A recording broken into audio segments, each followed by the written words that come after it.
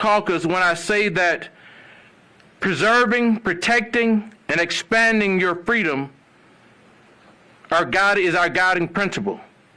We understand how law can sometimes be a double-edged sword. It can either be a seemingly immovable obstacle to your unalienable right to life, liberty, and the pursuit of happiness, or it can be the key to unlocking the door of the American dream. Therefore, our common purpose must be to foster the growth of freedom and to stand staunchly opposed to any efforts to diminish it, particularly when those efforts are purposely discriminatory. We also know that with freedom comes responsibility. That is why, as a legislator, we must take all consequences into account, whether they are purposeful or unintentional. That is how we fulfill the promise of our democracy and create a more perfect union through opportunity and growth. Your freedom and your future depends on an effective, responsible government that honors diversity, equity, and inclusion for all without fear or favor. We believe in a fair, transparent, and accountable government that respects personal liberty, ensures public safety, and helps every Alabama citizen pursue the American dream. For Alabama to thrive and prosper, we must work together toward a more common goal for freedom. We cannot go backwards.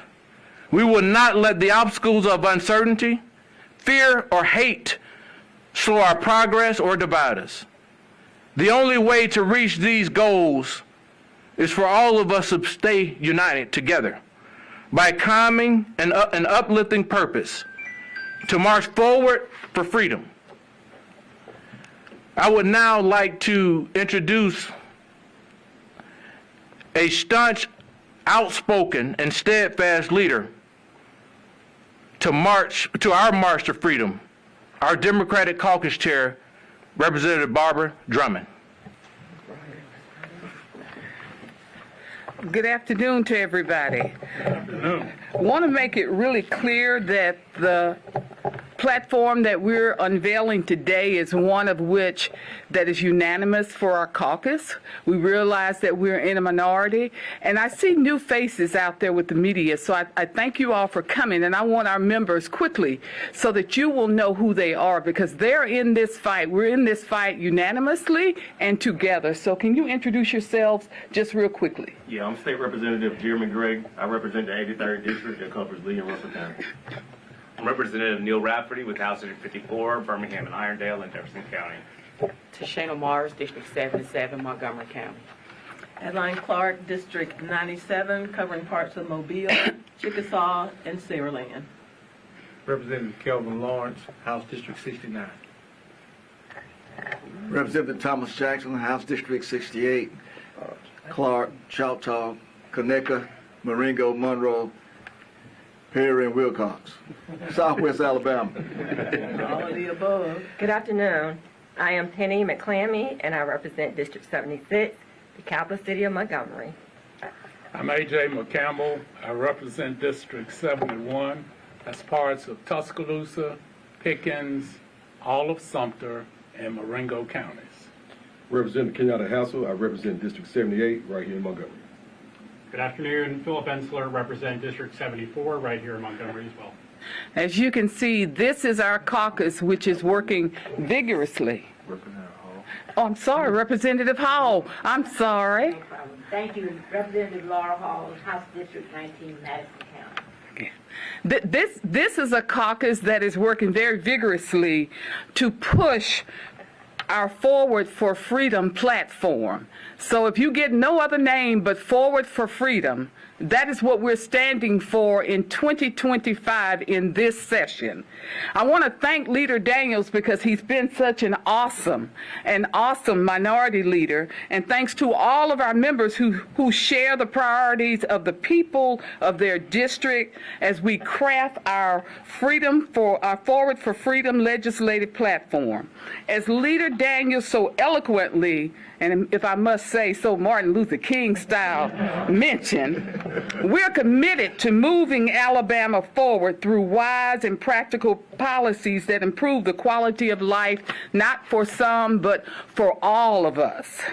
As we all know, one of the major after effects of COVID-19 pandemic was the rising cost of living to global supply chain shortages, inflation, and corporate profiteering. Although significant progress has been made in curbing inflation, prices seem to remain high, and almost on everything, whether it's eggs, the rent, or your winter electric bill. That's why we strongly support increasing economic opportunities. It's one of our highest priorities for workers and their families, as well as the employers throughout the state of Alabama. That's why Democrats, we're supporting an economic environment that benefits hardworking Alabamians like you. That means increasing investment in child care, transportation, and housing for you and your family and for the community. We strongly believe in empowering new businesses to prosper by increasing access to capital and creating a pro-growth and profitable business environment that fosters innovation. Also, we believe that the workplace safety should be a top priority. For us to move forward for freedom, that means having economic freedom to pursue your dreams and goals. But we also understand, as Gandhi once said, it is health that is the real wealth, not pieces of gold and silver. That is why we firmly believe that everyone should have access to affordable health care. That means we need to close the coverage gap, eliminate healthcare deserts, and stop hospital closures in Alabama. We support increasing preventive care, mental health, and substance abuse services. We must improve maternal and infant care. We also strongly believe that we must protect public health, especially today, by ensuring clean drinking water, upgrading sewage and water systems, and promoting sustainable environmental policy. We will continue to advocate for the expansion of Medicaid and do everything that we can to increase access to health care, because that's how you move freedom forward. Now I would like to turn it over to our noted colleague, Representative Tashina Morris. Again, we thank you for being here this afternoon. Thank you, Rep. Drummond. Good afternoon, everyone. Good afternoon. One of the great men in Alabama history, Dr. George Washington Carver, once said, "Education is the key that unlocks the golden door to freedom." Therefore, to move forward for freedom and to enjoy the blessings of liberty, it is vital to have a quality education. We believe that investing in public education expands opportunity for future generations. We must improve Alabama's scholastic achievement and high school graduation rates.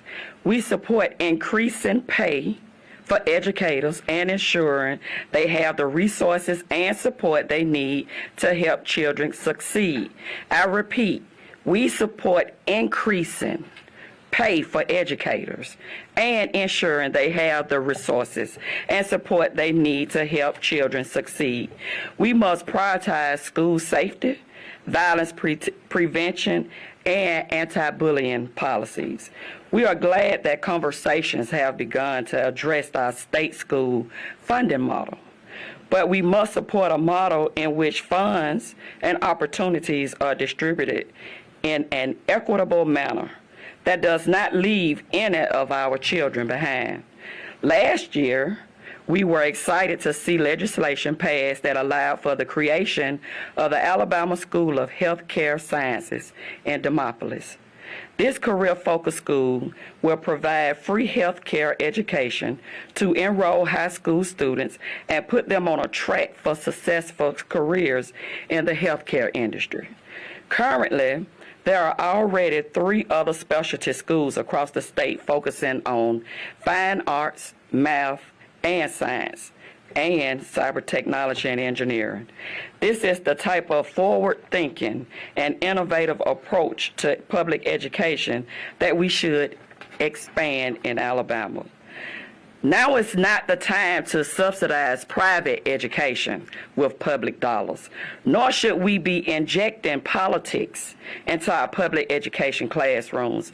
The quality of our public schools should not be dependent on your zip code. For us to move forward for freedom, we must ensure that all of our children have the education and training they need to achieve the prosperity they seek and deserve. Thank you. I would now like to introduce the chair of our policy committee, Representative Adeline Clark. Thank you, Representative Morris, and good afternoon to everyone. Good afternoon. As my colleagues have noted, wealth, health, and a quality education are fundamental in our quest to move forward for freedom. Yet, there is only one way that we can ensure our economic prosperity, our access to affordable care, and our collective need for excellence in public education, and that is to vote and to maximize voting turnout in our state. I say this because every other right and freedom that we enjoy today is predicated on that fundamental right to vote. Yet, so many of our citizens do not participate and think that their vote just doesn't matter. You see, your vote is vital to our collective progress, and it's how we ensure that the blessings of freedom and equal opportunity are available to all of us. Of all of our rights, the right to vote is the most powerful because all of our other rights depend on it. To put this in better perspective, in Alabama, only 37.3% of eligible voters turned out to vote for the 2022 midterm elections, the 5th worst turnout in the United States. During the last presidential election, turnout in Alabama was only 58.5%, an improvement, but that still means that roughly 4 out of 10 Alabamians chose to stay at home or thought that their vote would have no impact.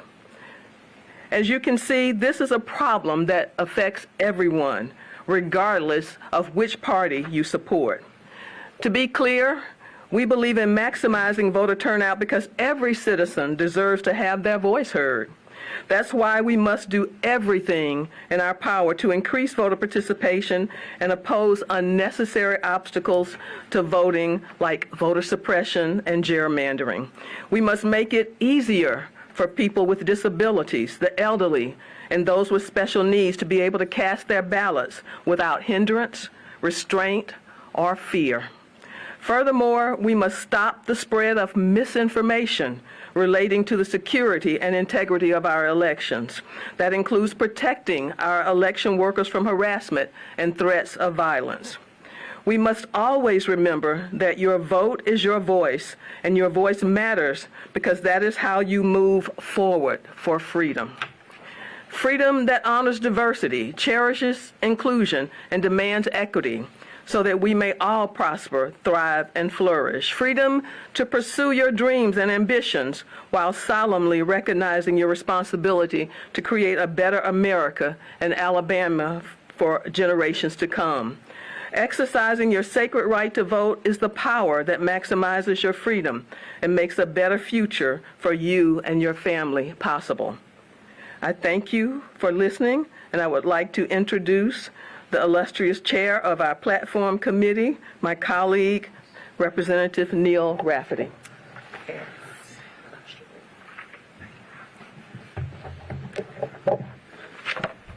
Good afternoon. Good afternoon. Thank you very much, Adeline. So, as we discuss what it means to move forward for freedom, I'm reminded of the words of A. Philip Randolph, a civil rights activist who started the first African American labor union. Freedom is never granted, it is won. Justice is never given, it is exacted. What I take from this quote is the fact that freedom and justice must coexist for us to enjoy the full extent of our rights and responsibilities afforded to our American way of life. It is the same concept that the author and Holocaust survivor Viktor Frankl noted when he said, "The Statue of Liberty should be supplemented by the Statue of Responsibility." I mention this because in order for us to move forward for freedom, we must also guarantee that our justice system is not only fair, but humane. We must balance our desire for freedom with our solemn responsibility to protect the freedoms of others. In Alabama, we see this conflict play out as we see the scourge of gun violence in our streets. Today, I'm here to say that it's time to put the political rhetoric aside and to take meaningful steps to solve the problem before us. We can do that without infringing upon the rights of gun owners, while at the same time recognizing our responsibility to ensure that our children can go to school, that our seniors can go to the grocery store without fear of violence and death. That is why we must repeal the permitless carry, concealed carry, and address the rampant gun violence which has become the leading cause of death for Alabama children. I believe that we all want a fair and humane justice system, one that works not just to punish those who break the law, but to meaningfully rehabilitate and successfully reintegrate them back into society when their sentences are complete. It's why we strongly support reforming Alabama's prisons and transforming the pardons and paroles process. It's why we must transform our corrections facilities and do everything we can to stop the human rights violations and corruption within that system. That includes ensuring fair sentences for nonviolent crimes so that prisons don't become overcrowded and violent facilities that exist simply to warehouse people. We've talked a lot today about the importance of moving forward for freedom. And we often use these words, for freedom and liberty, interchangeably. But there is a difference. Freedom is often described generally as self-determination and the pursuit of happiness, whereas liberty may be best defined as a state of being free without interference from the government or other institutions. I say this because a critical plank in our platform this year is what we call the Choose Liberty plank. Under the Choose Liberty plank, we declare our staunch support for the repeal of Alabama's total abortion ban that has no exceptions for rape or incest, because we must get government out of family planning. We must also believe in decriminalizing recreational marijuana and improving the medical marijuana licensing process.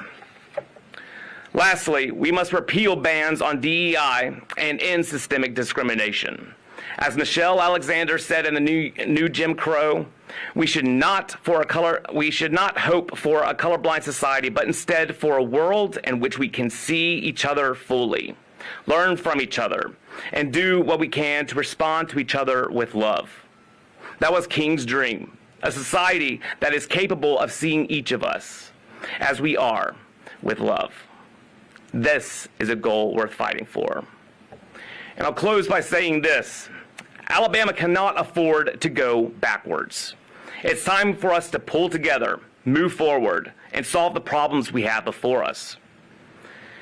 We are excited to begin this legislative session, to work on finding common ground without sacrificing the principles we hold so dear, and to move forward together, forward for freedom. Thank you, and we'll be happy to answer any questions at this time.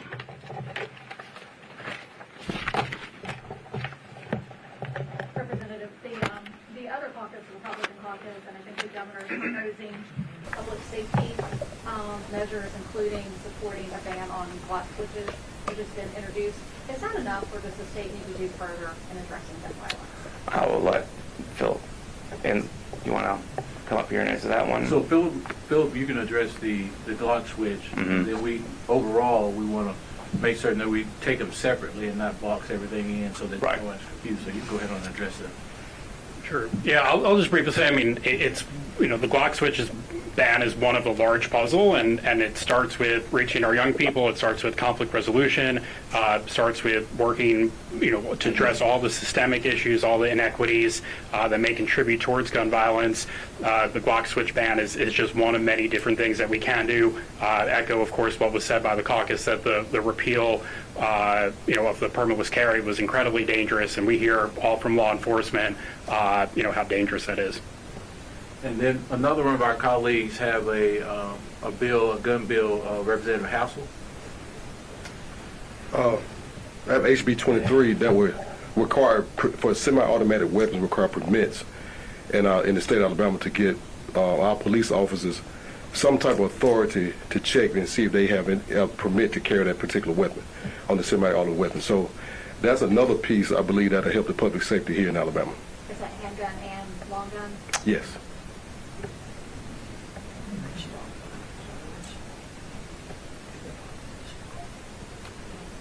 Well, another aspect to the bill too is we're going to also look at the population in Alabama. So it's affected in our heavily populated areas. So we're going to allow those requirements to come to areas like Montgomery, Mobile. We could say just our heavily populated areas where these permits will be used for this state. In those heavily populated areas. We're also going to look at another bill, which I filed today. When we talk about our children going to school with school safety, we're calling it the accountability bill. I filed it today, which would require all of those weapons that are in homes, parents and guardians, to lock them up. It will not violate anybody's Second Amendment right. Actually, we've been working with the other side. Because we don't look at this as a gun bill. We look at it as a responsibility bill, making them responsible. So that bill is being filed today. So, because I know you all have seen all of the shootings on all of the school campuses. And we don't say if it will happen in Alabama, we say when it happens in Alabama. So we're trying to make parents and those that are guardians of those young people that those guns don't show up on school campuses. Can we get each speaker, if we will, to step to the mic and speak into the microphone so we can hear? Yes. I think from a broader perspective, we also have to look at providing funding to a lot of these municipalities for drones, because we're beginning to see that there's been uses of drones across the country to help law enforcement, because they're so understaffed, help law enforcement see and assess what's going on the ground before they get to the scene of the crime, or even if, responding to a call. And so it kind of puts some eyes on what the situation is prior to law enforcement getting there, and then that way communities will be able to effectively use the resource of the men and women that they have on the front lines and law enforcement a lot more effectively. Yes. For years, even this year, I know your caucus has been heavily in watching what's done in terms of health care around this state, from the metropolitan areas to rural areas. Is that still at the top of your list of wanting to see some work done to improve it throughout the state? Absolutely. That's always been on our caucus agenda for some time. Expansion is a high priority for us. We know that there are pieces of legislation that's going to be introduced that deals with some of the closing the healthcare gap, and we're assessing those pieces of legislation, one on which we're more partial to than the others, but we're open to whatever solves the problem in the state of Alabama.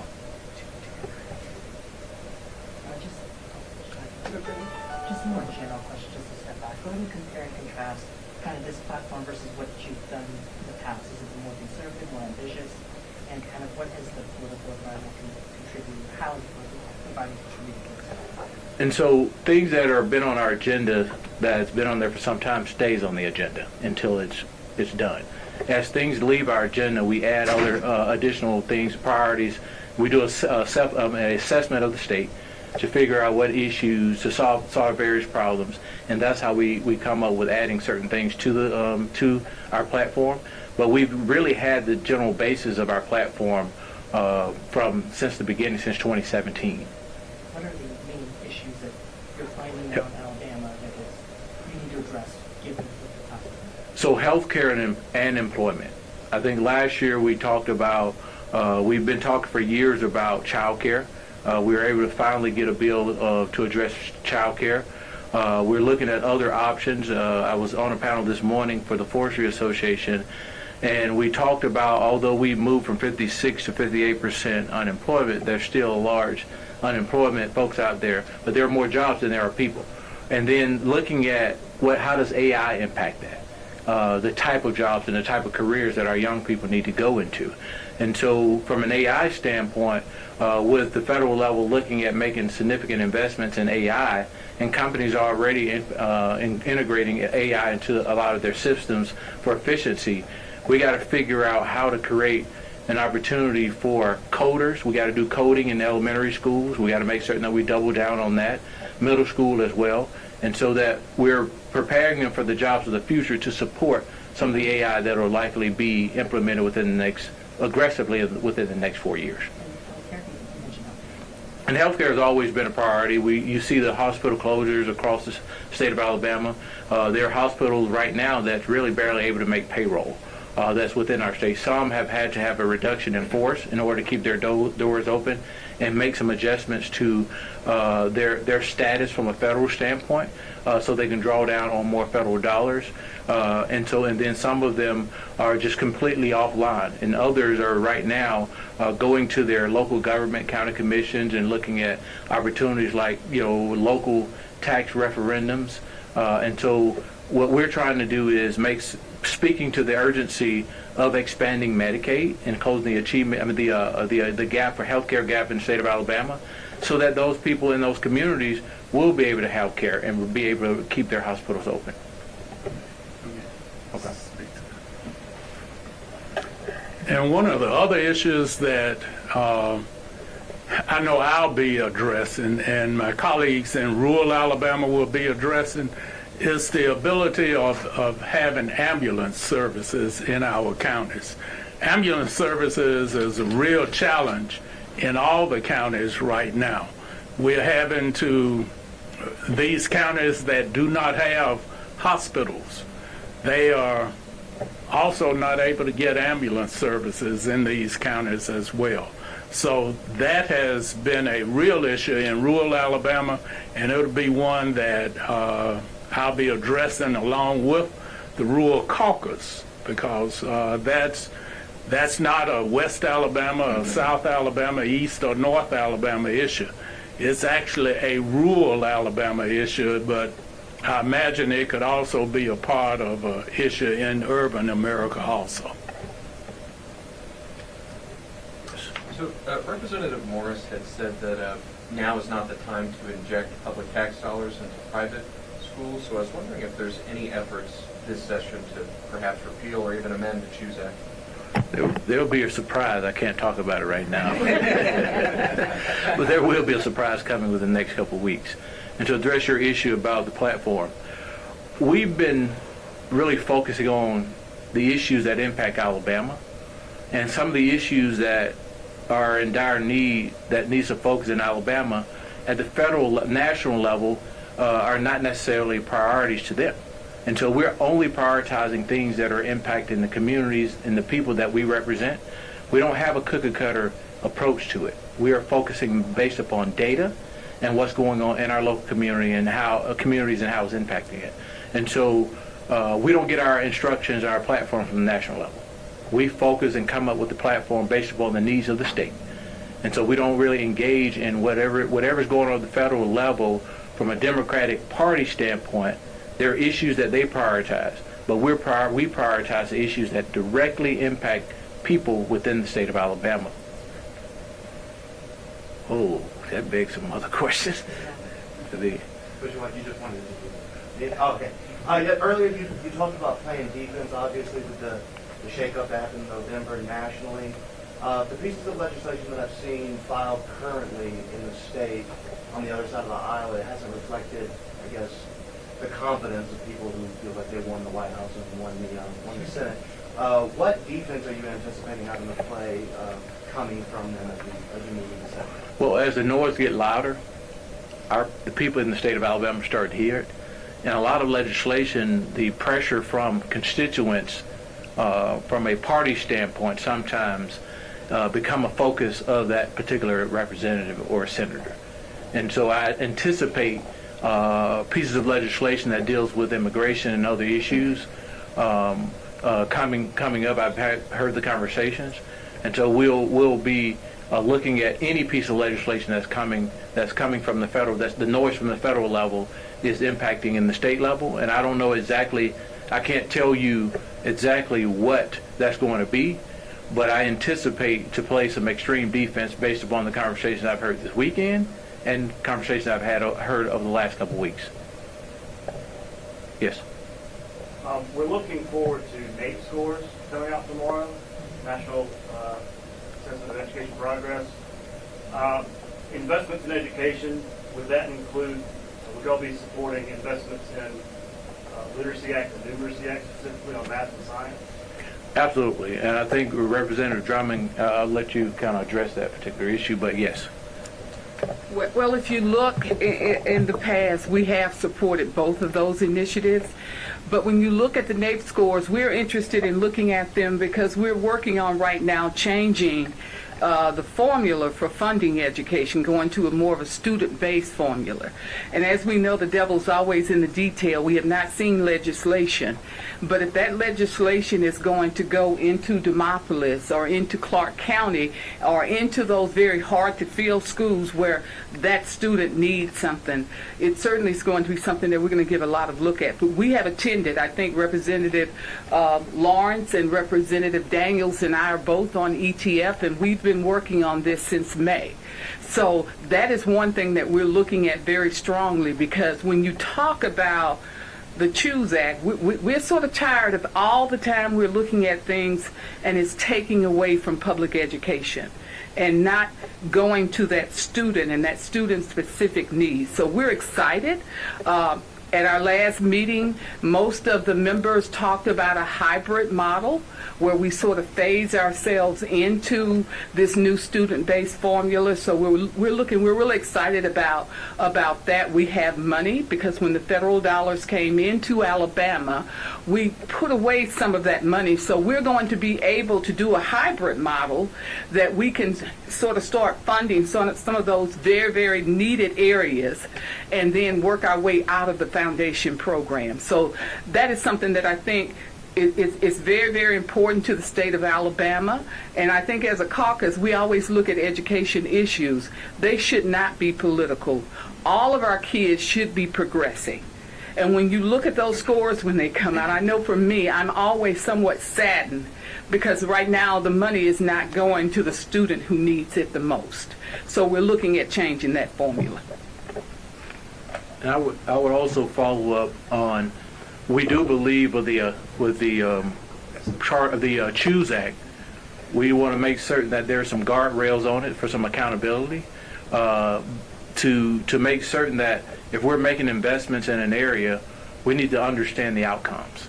And if the outcomes are working for them, then that gives, from a public education standpoint, us an opportunity to look at making some adjustments to accommodate some of our education, what we're doing in education, to get to the point to where we're focusing more on outcomes. But there's no state that I can point to, Todd, that has implemented a Choose Act type of program that have seen significant gains in academic performance. And if you look at, we understand that the application period opened not very long ago. We're interested in looking at the data to make sure that those dollars, because we suspect that those dollars are going to folks who already have their children in private schools. So how is that helping the average public school student out there? So we're interested in looking at those applications and see where they're coming from, because, you know, in rural areas, and I'm in a rural and an urban area, and in some of those schools that you will see that probably won't receive a favorable report card, they can't afford to go to a private school and be able to participate as a whole student. If that kid wants to go into academic, they don't have a parent that has the wherewithal financially to be able to fill that gap. So we're interested in looking at the data of those applications and making sure, again, that they're going to students who need the money. I want to say a couple of things as it relates to education in this state. There's been a war on public education for several decades, and you both know that.